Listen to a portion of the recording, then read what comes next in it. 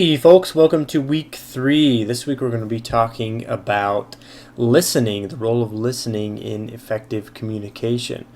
So to do that, we'll be reading from DeVito pages 50 through 66. Looks like this, so we got some Harry Potter action going on there. Of course not Harry Potter, but you get what I mean there.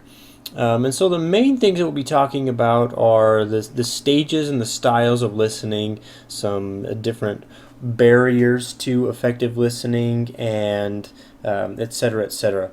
And a main focus of this will be looking at how we can apply these principles of listening to become more effective, competent communicators.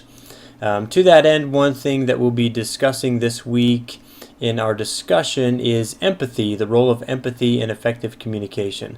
In my thinking, empathy is one thing that it's a principle that can apply across a broad range of situations, especially when we're listening, that it can influence the different stages, different styles of communication.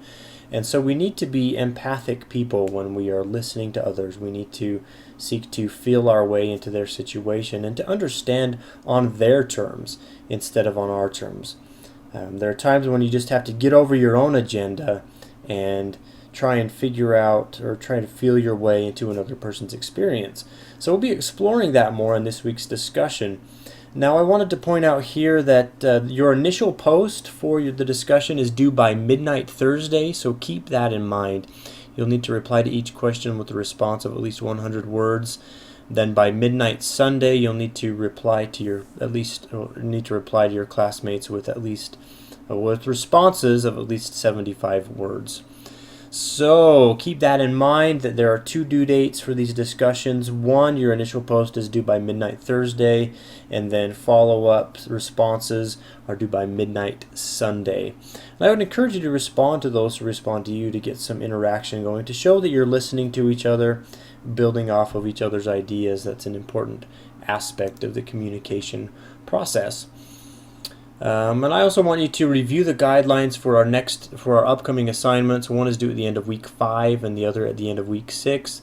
The first is the In Other Words assignment, which is it says it's a summary and a paraphrase.